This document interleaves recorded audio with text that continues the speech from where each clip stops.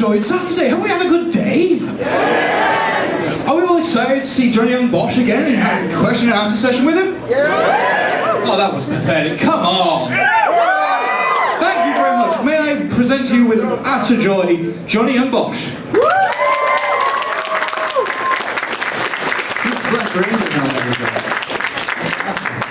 Hey guys. Hey. Hey Johnny. I'm Johnny. And who was not here yesterday? Not here yesterday. Okay, so quite a few of you. Okay, who was here then? I heard the quarter story? Okay, good. So we don't need to go over that one again. Maybe save that for tomorrow. We can tell it again. Yeah, I'm Johnny Yong Bosch. I was a Black Ranger and then Green Ranger, and then got into voiceover. Vash, Ichigo, Lelouch, some video games. Let's see, Bumblebee and Transformers: War for Cybertron, Nero and Devil May Cry 4, various other things. This is a Q&A. You guys ask some questions and I will answer them to the best of my knowledge, and then occasionally tell a random story. Cool? Alright. Has anybody got a question? Yes. Alright. Right here. I was reminded, like, after the quarter story, when the Japanese voice actor, her answer to one of the questions was really sweet when, after the 2011 earthquake in Japan, she said that she had a lot of models of a character voice, but she gives them away at that time, and I was wondering what after remembering the quarter story, I was wondering what you done for charity. After my quarter story, what have I done for charity? That's why I wanted to ask. I usually just throw change in their face. All sorts of charities. I mean, I donate various different things. Usually, there's a church that I attend, and usually I just kind of, there's all sorts of charities there, you know. Occasionally I'll go, and I've done where, you know, we cook for the homeless, or it's Christmas time, and, you know, give presents to kids that are unfortunately don't have, you know, things. So various different things like that. But mostly just throw change in homeless people's faces. A quarter story. It's a lovely story. Yes. First, my friend can't make it today, and she's asked, she said, say hi to Vash for me. Could you get him to say hi back, please? What's your friend's name? Sarah. Hi, Sarah. This reminds me of yesterday a little bit. Hi, Sarah. I came all the way here to Newcastle, and you're not here! All the way just to meet you. You decided not to show up. Where is she? She couldn't make it. Her and mum really wanted to come, but couldn't through. Couldn't? Okay. Alright, well. I wanted to ask, did you play Persona game, and Persona 4, and if you could ship the character you played, which character would you ship them with? With Itachi. Just be myself. Yes, right here. No, I pointed over there. I'm sorry. You gotta walk for this one. Yeah. I'll let you pick. It's easier. Sorry. Hello again. My question is, how much fun did you have playing Yukimura in Sangoku Basara? I've played different versions of that character, actually, through games and whatnot, but the Basara version is my favorite, and it's a lot of fun, especially yelling "Your Lordship" 1,000 times. That version of Yukimura is pretty fun. When I first got the role, it was during one of the games. I think Dynasty Warrior or something like that, or Samurai something. And I remember when I went into the audition for Sanada, the description said the Red Power Ranger, and I was like, oh, I think I can book this one. But yeah, Basara is a lot of fun. I'll let you pick. Yeah. I'm just wondering, do you think it'd be a good idea maybe to have like the original Power Rangers series integrated with like a traditional team movie maybe? The original Power Rangers series? Yeah. Integrated with what now? Remade as kind of like a teen movie. Do you think that'd be worthwhile? Wait, you mean like the movie that they're remaking? Or not that? Perhaps, yeah. I mean, I've not read about it yet. Oh yeah, Lionsgate is doing a new version of Mighty Morphin Power Rangers. So yeah, they're definitely doing it. Now I'd be curious to see what it's like. You know? It's going to be more like kind of like a teen movie sort of mold. You know? Wait, are you saying teen movie? Teen movie, you know, like a traditional sort of teen movie, you know. Oh, team movie. Team movie. T-E-E-N. What? Teen? Teen. Yeah. You know, Like a teenager. Yeah. A bit more like a sort of a drama, you know. I don't know. I mean, I would pretty much watch any Power Ranger, except for like the TV show. I mean, even the one I was in. Yeah, I don't even watch the movies. But all right, never mind. I won't watch it. I will watch the new movie though, as it comes out. I would want to see the Power Rangers in the Walking Dead world. That's what I would want to see. That one I would watch with all that drama, for sure. Want to run over here? Hey, you.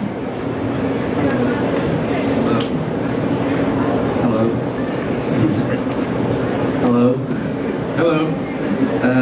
Last year, like around summertime, we got the disappearance of Nagato Yuki-chan. So, are you season 3 yay or nay? Yeah. I mean, he's season me at season 3. Oh, I have no idea. Are you asking me if they're making anymore? Yeah, I don't know. You know, I'm totally out of the loop. I don't know until like my agent or the studio says, "Oh, guess what? We're doing another season." Yeah, I don't know. Go over here. It's like Bleach. I didn't even know it was ending. It showed up. I was like, "Wait, this is the last episode?" Oh. What was the most challenging performance of role you've done to date? The most challenging voiceover role? I mentioned this yesterday, so sorry those of you guys that already heard this, but it was for a video game that I didn't know the name of, and I was voicing Goblin, like number 13, and when I showed up and I saw the script, I was going through it, it was just all vowels, and I was like, well, what is this? I don't even know what this is, so how do you say this? And it's like, oh, just goblin noises, I was like, I don't know any goblins. I don't know what they sound like. And it's like, just goblin noises. And so I was like, and they're like, yes. And so I did that, for 4 hours, just, run, whatever, fall. So I did that for 4 hours. I couldn't talk, after that. And I lost a job that was like a news series the next day because I couldn't speak. And so that was my least favorite role. Whatever game that was. Hello! Have you got anything like cool coming up or you've just finished that you want to tell us about? Cool? I can only talk about, we signed NDA, so we can't talk about a lot of things until they make the announcement. So yes, there are quite a few things that I can't talk about, and the things I can talk about you probably are already familiar with, the Gundam Thunderbolt or Gundam Iron Blood Orphans. There's the stuff on the Ajin on Netflix, or Knights of Sidonia, Yokai Watch, and things like that. But those are also all kind of common knowledge, I think, already at this point. You, sir? Hi. Avoiding spoilers. Do you personally forgive Rolo? Do I personally forgive Rolo? Do you personally forgive Rolo? Because I should. Sure. Yes. I kind of felt bad when that was going on. I was like, man, what's wrong, Lelouch? Hello? Out of all of the roles you played, even including Adam from Power Rangers, what is your favourite character you've ever played? Favorite character? I mentioned this yesterday too, but it's hard to choose favorite character because there's so many characters that I really enjoyed playing. It's like choosing my favorite child. It's kind of tough, but Nero from Devil May Cry 4 would maybe be one of my favorites. And like I mentioned yesterday, it's because it was a script and I got to make the choices. With shows like Bleach, it was animated, and so if they animated him screaming or crying or whatever, I got to do that basically. Not that that's easy, but I've got to do that. Whereas Devil May Cry 4 was a script, and so I made those choices, and I got to go to Japan to do the motion capture as well, which was even cooler. How many of you guys have been to Japan before? It's awesome, right? It's pretty cool. I will in the future, one day. You will in the future one day? I will go to the homeland of anime. Okay. Yeah, no, it's really cool there. The first time I went there was, actually the first time I went there was working on Devil May Cry 4. I think I'm hitting something that's weird. But, and I remember, like, the technology at the time was so far advanced, anything that we had, in the States or whatever. Like now, it's like we've got our iPhones and we can watch stuff or whatever. But this was back when, I just had like a flip phone and they had all that going on, like in the subway. And I remember like stepping out of my balcony from my apartment, just checking out the skyline. And across from me was this building. And just like a giant garage door and a circle in the pavement, and this car drove up into the circle, and then the circle spun around like that, and I was like, whoa! I was like, what's going on? And then this door opened up at this garage, and then inside were all these like crazy looking chambers. It was like a revolver and a gun, and this car backed up into that, and it was like, and I could hear it like, it was like a transformer inside there. It's like, and then the door went down. I was like, what is that? It's like a giant robot building, which I didn't see ever again until like Mission Impossible or something, that final fight scene. But I was like, holy cow, it's so awesome. But yeah, they have a lot of weird things there too, though. Like they have, it's like, I want to say it's like Hooters, but like robots. It's just giant robots. It's they got a lot of interesting things there. But sorry, there's a question over here. Yeah. So, I've let you sleep on it. Waifu. I asked you this yesterday. Oh man, I totally forgot about that. Anime wife. I forgot. I should have wrote it down. I don't know. All right. I've given you like more. I know, you can give me plenty of time. All right. Still jet lagged, all right? Who? Did you say Naruto? Rukia. Okay, I'll choose Rukia. I don't know, that doesn't make anybody happy.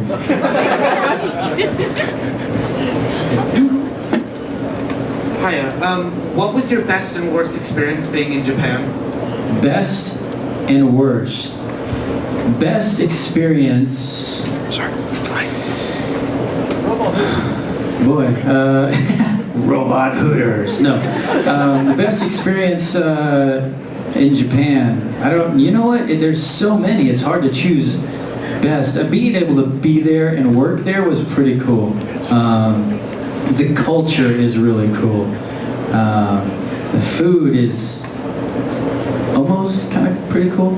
That would also be the worst. Yeah, I remember I let them order whatever. I was like, I'll try whatever, And they brought out like these things that looked like fries or chips, as you guys call them, but like this small, right? And so I was like, what is it? And they're like, just eat them. And I was like, oh boy, And so I was like, all right. So I started biting into them, chewing them. It's like what is it? It's like cartilage, like the chicken. Like if you eat, you get the cartilage, you're like, and you spit it out, right? But this is like fried cartilage. Like the whole thing is just a plate of fried cartilage, and I was like, you guys eat this? And they're like, yeah, it's good for your cuticles. And I was like, what? So that was kind of weird, eating that. What else was it? It's mostly the food that I think was kind of weird. One time I got like this, I thought it was chicken on a stick, but I don't think it was chicken. And I don't think it was cooked either, which was the other thing. I was like, what is this, an eyeball or something? I'm pretty sure it might have actually been that. But what else? I ate whale when I was there. Yeah, I know.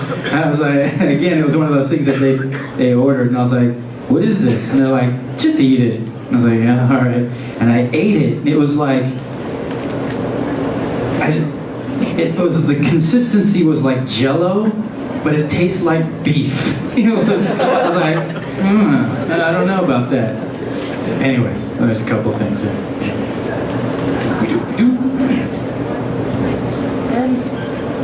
When you do your voiceovers, how much do you actually have to get into character? Like, for instance, he's very manipulative. Mm-hmm. Do you have to... Do I have to become very manipulative to be Isaiah? No, not really. It depends on the character, really. But most times, to get into character, it just the scene is already there, and usually you can just do that on the spot, so it doesn't require too much. Sometimes though, some characters may require, like Sword Art Online when I played, what's his face, and it's kind of all creepy. That one took a little more time. I had to see the scene a couple times and then put myself in that kind of like, I can't like go, hey, let's remember that time when you were like a rapist, kind of scary guy. I don't have that moment to pull from, So you just kind of have to create that, Also like Fate Stay Zero, I played Ryunosuke, who's like this creepy child killer, but it's art for him. And so for me, it was just kind of like when I first got the role, I was like, I hate this guy. I'm disgusted by him. And to play that character, again, it's not something that I've done in real life. And so talking with my director, I was like, man, this character is just really hard for me to tap into. And he's like, well, just ignore the fact that he's killing people and just imagine that it's just art. Just think of everything, every dialogue as art. And so I kind of had to find that place, So you basically find something that you can attach yourself to, some way to be able to relate to a scene. So yeah, not too much preparation. I don't become a douchebag to be a douchebag.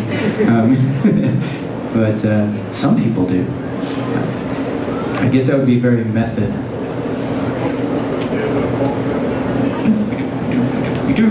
Go to the back. Hello! This has probably been asked before, but just wondering, what is your favorite anime and video game that you're not in? Gosh, favorite anime. Well, let's see. It'd be one of the first ones that I've seen. Would be Vampire Hunter D: Bloodlust. That would be an anime. Video game would be like Mario Brothers. Growing up, that was just a classic. Mario Brothers was always fun to play. Or Castlevania. Yeah, that one was always tricky for me. I was like, what am I supposed to do here? I was like, kneel by the river or whatever, and I'm like, oh, I was supposed to do that. So yeah. Yes, alright, 2 questions here. Now, what do you think about Lelouch? Because I like him, but a friend of mine doesn't. I want your opinion. And also, Bludgeoning Angel Dokuro-chan. You remember that? Repeat? Just actually remember you don't. I do remember that, yes. So what are your opinion on like both of those things? I do actually like Lelouch. Well, as a person, no. But the show Code Geass I thought was awesome. I feel like it's the Breaking Bad of anime. He's the antagonist, but the protagonist, you follow his story. And it's a really cool story, Lelouch is a bit of, people call him Ledouche for a reason. Yeah, it was a lot of fun to play. Dokuro-chan was one of those that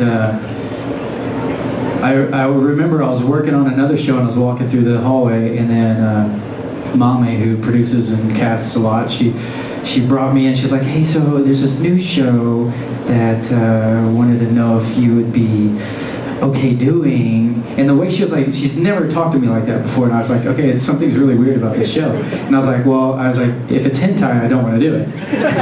She's like, no, it's not hentai, but there's some things that happen in there. And I was like, wait, is it hentai or is it not hentai? She's like, no, it's not hentai. And I was like, okay, I should be fine. And then I go in and I work on it, and man, that show is silly. But there is a couple moments, where I was like, oh, this is what she was talking about. And I remember the scene too, because Wendy Lee was directing, and I was watching it, and I'm like, what is the thing? Is that an octopus? And I was like, wait a second, what's happening to him right now? It's like, wait, did that just happen to him? And then Wendy was like, mm-hmm. I was like, that's what she was talking about. So you kind of have to see the show. It's really, really off the wall and silly, and there's a couple moments that make you go like, oh, okay. You could probably pre-pick. I do pre-pick, I just sadly don't think the go-over's done. Hi, have you ever been offered a role, turned it down, and then regretted it later? No. I have turned down roles, but not regretted them. But yeah, that has never happened where I was like, oh man, I really should have done that.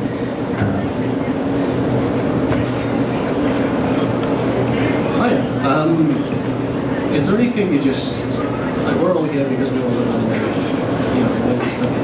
Is there anything you love as much as you physically go out to a convention to go do a sports or a TV show, just say one of those things? I geek over recording software and gear and things like that. More music related stuff, Neve, API, things along that nature, as far as like recording gear and audio stuff. That's more, I go to conventions for that. I try to get autographs. I spend so much money too.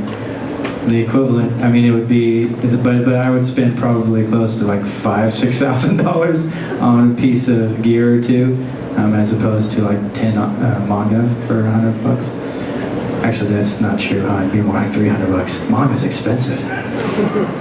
Yes, over there somewhere. Is there any preparation you actually do before voice acting? Is there what now? Any preparation you do? It depends on the role. Usually if it's a younger voice, I do a lot of humming beforehand.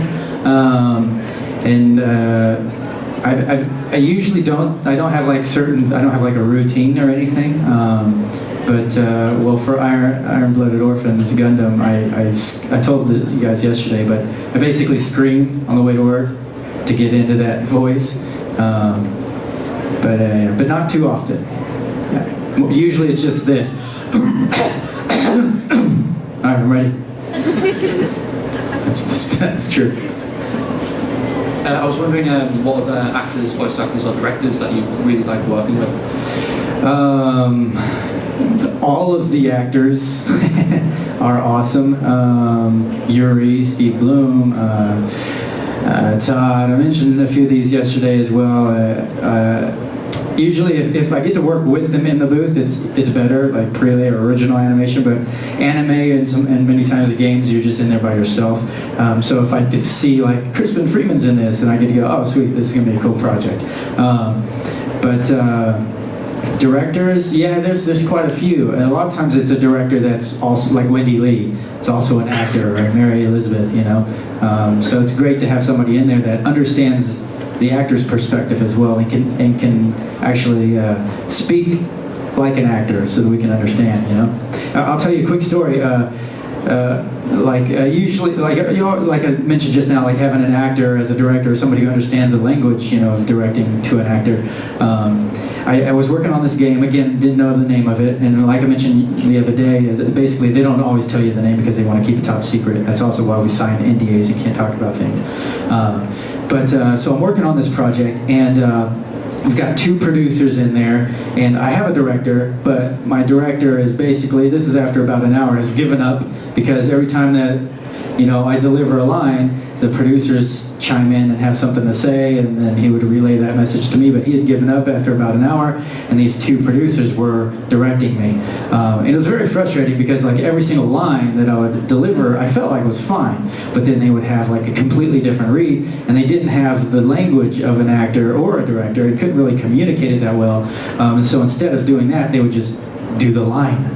and be like, do this, and then give me a line read, and it just felt like, okay, I'm a puppet now. And so it was very frustrating, and I was starting to feel like the worst actor ever, because I was like, I'm not getting what they're saying. And so this one moment, there's a line, and I don't remember the line, it was like 5 words, it really was a short sentence, and I said it however it felt natural for me, and then I turned and looked, just waiting for them to give me a line read. And this time one of the producers chimes in, he's like, can you say that line a little happy? I was like, okay, sure, I'll say it happy, great direction. So I put a smile on my face and I said a little happy, and then I see them talking and I'm like, oh, here we go again. And then the other producer was like, actually, can you say that line a little sad? Can you say it sad? I was like, completely opposite emotion? All right, sure. And so I'm getting ready to say it sad, and then I see them talking again. I'm like, what's going on in there? And then they're like, oh, okay, you know what? Actually, can you say that line, happy, sad? And I was like, wait a second. So these 5 words, you want 2 completely opposite emotions in this, happy, sad. Like I'm repeating it because like how stupid it sounded to me. I'm like, do you realize that that's dumb? They're like, yes, happy, sad. And I was like, oh my gosh, I don't even know what do I do with happy, sad? It doesn't make sense. Nobody's like that. You're a crazy person if you talk like that. And so I was like, okay, forget it. And so in my head, I was like, I'm just going to go to my very first read. And so I took a gamble and I did the same exact read that I did the first time, and they were like, perfect. And I was like, okay, it's not me. It's you guys. But anyways, that's a quick example of sometimes getting bad direction. Yes.